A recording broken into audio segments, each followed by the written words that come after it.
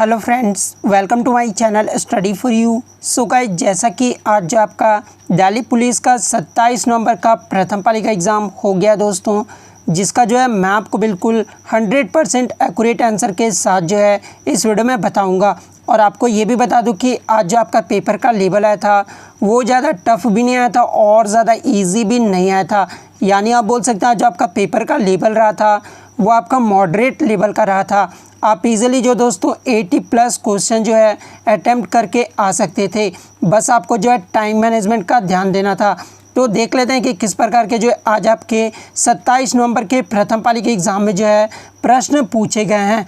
उससे पहले एक बात और दोस्तों कि जिन्होंने भी अगर चैनल को सब्सक्राइब नहीं किया है तो एसएससी से रिलेटेड पल पल के अपडेट के लिए जो है चैनल को सब्सक्राइब ज़रूर कर दीजिएगा। और बगल में ही आपको एक बेल आइकन यानी घंटे का निशान भी दिख रहा होगा, तो आप उसे भी जो ज़रूर प्रेस कर दीजिएगा। तो चलिए वीडियो को स्टार्ट करते हैं। तो आज का जो आपका पहला क्वेश्चन आया था कि मध्य प्रदेश की जो सीमा है ये किन राज्यों से नहीं लगती है। ठीक है, तो देखिए मध्य प्रदेश की जो सीमा है ये टोटल 5 राज्यों से लगता है। पहला आपका उत्तर प्रदेश से लगता है, दूसरा छत्तीसगढ़, तीसरा महाराष्ट्र से और चौथा गुजरात से और पांचवा जो है राजस्थान से लगता है। ये टोटल 5 राज्यों से जो है मध्य प्रदेश की सीमा लगती है।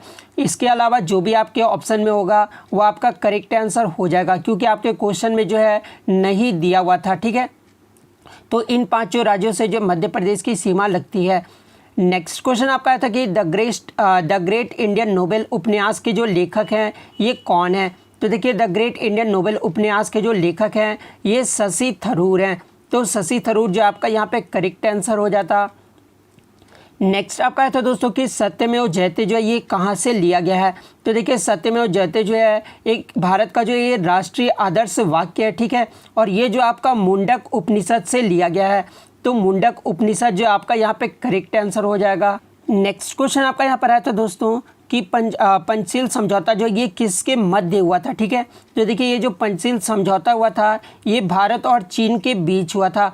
तो भारत और चीन जो आपका यहाँ पे करेक्ट आंसर हो जाएगा। और यहाँ से एक क्वेश्चन आपका और पूछा जाता है दोस्तों कि जब पंचशील समझौता हुआ था उस समय जो है भारत के तत्कालीन प्रधानमंत्री कौन थे। तो ये भी आपको याद रखना कि उस समय जो तत्कालीन प्रधानमंत्री थे वो जवाहरलाल नेहरू थे। ठीक है, तो ये भी आपको याद रखना है। नेक्स्ट क्वेश्चन आपका आया था दोस्तों कि एन इरा ऑफ डार्कनेस पुस्तक के लेखक कौन है। तो देखिए इस पुस्तक के जो लेखक हैं ये शशि थरूर द्वारा जो ये पुस्तक लिखी गई है। तो शशि थरूर जो आपका यहाँ पे करेक्ट आंसर हो जाएगा। बात कर ले इस पुस्तक का जो पूरा नाम है an era of darkness the British empire in India, ये जो है पूरा पुस्तक का नाम है। नेक्स्ट क्वेश्चन आपका था दोस्तों कि पाल वंश के जो है संस्थापक कौन है। तो देखिए पाल वंश के जो संस्थापक हैं ये गोपाल हैं। तो गोपाल जो आपका यहाँ पे करेक्ट आंसर हो जाएगा। और गोपाल का उत्तराधिकारी कौन है, तो धर्मपाल है। तो ये भी आपको याद रखना है। और पाल वंश के अंतिम शासक के बारे में भी पूछा जाता है। तो ये भी आपको याद रखना है कि पाल वंश के जो अंतिम शासक थे वो गोविंद पाल थे। ठीक है, और इस वंश की जो है अंत होने के बाद जो है राजवंश की जो है स्थापना की गई थी। ठीक है, तो ये भी आपको याद रखना है। और पाल वंश की जो राजधानी थी वो मुंगेर थी। ठीक है, जो कि पहले बंगाल में था, लेकिन अब जो मुंगेर है वो आपका बिहार में है। ठीक है, तो राजधानी भी आपको याद रखना है। नेक्स्ट आपका था कि हीराकुंड बांध जो है ये किस राज्य में है। तो देखिए हीराकुंड बांध जो है ये आपका उड़ीसा राज्य में है। ठीक है, और ये किस नदी पर निर्मित है, तो ये महानदी पर निर्मित है। तो ये भी आपको याद रखना है। तो उड़ीसा जो आपका यहाँ पे करेक्ट आंसर हो जाता। नेक्स्ट आपका था कि किस संविधान संशोधन के तहत जो है संपत्ति को मौलिक अधिकार से हटा दिया गया था। ठीक है, तो देखिए आपके संविधान 44वां संविधान संशोधन जो कि आपका 1978 में हुआ था। 44वां संविधान संशोधन के तहत जो है संपत्ति को जो है मौलिक अधिकार से हटा दिया गया था। ठीक है, और अब जो इसे अनुच्छेद 300A में जो है कानूनी अधिकार बना दिया गया है। तो ये भी आपको याद रखना है। नेक्स्ट क्वेश्चन आपका था कि ओजोन दिवस जो है ये कब मनाया जाता है। तो देखिए प्रतिवर्ष जो ओजोन दिवस जो है ये 16 सितंबर को मनाया जाता है। तो 16 सितंबर जो आपका यहाँ पे करेक्ट आंसर हो जाता।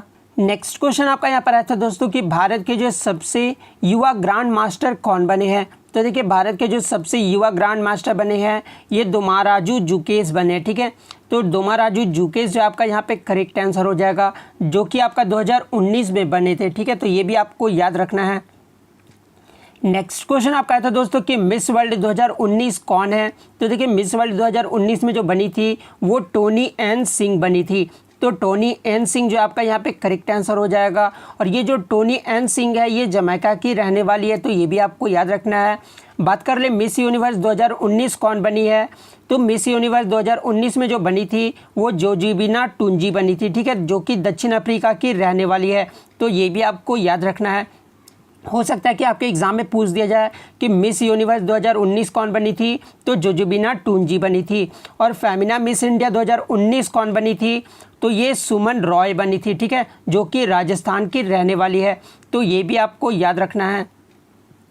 नेक्स्ट क्वेश्चन आपका था दोस्तों कि यूटी यानी यूनियन टेरिटरीज जो कि आपका केंद्र शासित प्रदेश है, लद्दाख में कितने ज़िले हैं। तो देखिए यूटी लद्दाख में जो आपके 2 ज़िले हैं, ठीक है, कौन कौन से, कारगिल और लेह। तो 2 जो आपका यहाँ पे करेक्ट आंसर हो जाता। नेक्स्ट क्वेश्चन आपका यहाँ पर आया था दोस्तों कि कर्नम मल्लेश्वरी को जो है पद्म श्री कब मिला था। तो देखिए कर्नम मल्लेश्वरी को जब पद्म श्री 1999 ईस्वी में मिला था। तो 1999 जो आपका यहाँ पे करेक्ट आंसर हो जाएगा। और आपको बता दें दोस्तों कि कर्नम मल्लेश्वरी जो है ओलंपिक में पदक जीतने वाली पहली भारतीय महिला है, ठीक है। तो ये भी आपको याद रखना है।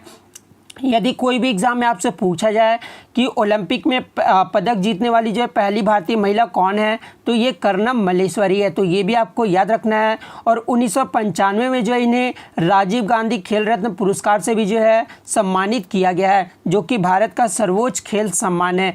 तो ये भी आपको याद रखना है। यदि एग्ज़ाम में आपके क्वेश्चंस पूछा जाए कि भारत का सर्वोच्च खेल सम्मान कौन सा होता है, तो ये राजीव गांधी खेल रत्न अवार्ड होता है, ठीक है। और 1995 में जो है कर्नम मल्लेश्वरी को राजीव गांधी खेल रत्न पुरस्कार से सम्मानित भी किया गया है। तो ये भी आपको याद रखना है। नेक्स्ट आपका था कि कॉपर, जिसको तांबा भी बोलते हैं आप, ठीक है, उसका जो है परमाणु क्रमांक पूछा गया था। तो कॉपर का जो परमाणु क्रमांक होता है वो 29 होता है। तो 29 जो आपका यहाँ पे करेक्ट आंसर हो जाएगा। बात कर ले कॉपर का परमाणु द्रव्यमान कितना होता है। तो 63.546 U होता है, ठीक है। तो ये भी आपको याद रखना है। नेक्स्ट क्वेश्चन आपका था दोस्तों कि मौलिक कर्तव्यों को जो है किस देश के संविधान से लिया गया है। तो देखिए मौलिक कर्तव्यों को जो है ये रूस देश के संविधान से लिया गया है। तो रूस जो है आपका यहाँ पे करेक्ट आंसर हो जाएगा। नेक्स्ट क्वेश्चन आपका यहाँ पर आया था दोस्तों कि चीफ इलेक्शन कमिश्नर का कार्यकाल जो है ये कितने वर्षों का होता है। तो देखिए चीफ इलेक्शन कमिश्नर का जो कार्यकाल होता है ये 6 वर्ष या फिर 65 वर्ष, जो भी पहले हो जाए वो जो इनका कार्यकाल होता है।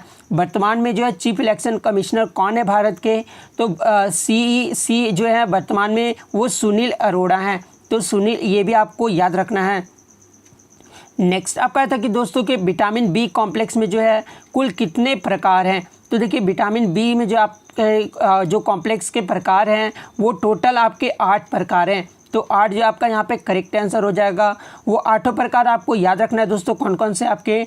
तो देखिए विटामिन B1 है जिसका रासायनिक नाम थायमिन होता है, इसकी कमी से जो है बेरी रोग होता है। उसके बाद विटामिन B2 है जिसका जो है आपका रासायनिक नाम राइबोफ्लेविन होता है, ठीक है। और इसकी कमी से जो है त्वचा का फटना, आंखों का लाल होना होता है, ठीक है। तो ये भी आपको याद रखना है क्योंकि यहाँ से भी जो आपके क्वेश्चंस पूछे जाते हैं। विटामिन B3 का जो रासायनिक नाम है वो नायसिन है और इसकी कमी से जो है त्वचा पर जो है दाद होना होता है, ठीक है। तो ये भी आपको याद रखना है। विटामिन B5 इसका रासायनिक नाम जो होता है वो पैंथोनेटिक एसिड होता है, ठीक है। और इसके कारण जो है आपका बाल सफ़ेद होता है और आप मंदबुद्धि भी हो जाते हैं। तो ये जो है विटामिन B5 की कमी से होता है। विटामिन B6 का जो रासायनिक नाम होता है वो पायरोडॉक्सिन होता है और इसकी कमी से जो है आपको एनीमिया या त्वचा रोग होता है। तो ये भी आपको याद रखना है। उसके बाद विटामिन B7 भी आप देख सकते हैं, इसका रासायनिक नाम बायोटीन होता है और इसकी कमी से जो आपका लकवा या फिर शरीर में दर्द होता है या फिर बाल जो झड़ते हैं आपके गिरते हैं वो विटामिन B7 की कमी के कारण होता है, ठीक है। नेक्स्ट विटामिन B9 है। ये टोटल जो है आपके 8 प्रकार के विटामिन बी का जो है कॉम्प्लेक्स है। तो ये 8 जो आप याद रखना है, इसके रासायनिक नाम और इसके कारण जो है कौन सा आपका रोग होता है। तो ये सारे कुछ आप याद रखना। नेक्स्ट आपका था कि सुल्तान ऑफ जोहर कप प्रतिवर्ष जो है कहाँ पर आयोजित होता है। तो देखिए सुल्तान ऑफ जोहर कप जो है प्रतिवर्ष ये आपका मलेशिया में आयोजित होता है। तो मलेशिया जो आपका यहाँ पे करेक्ट आंसर हो जाता। और ये जो हॉकी में जो ये आपका खेला जाता है, ठीक है। सुल्तान ऑफ जोहर कप जो है ये हॉकी का गेम है, मतलब हॉकी का कप है, ठीक है।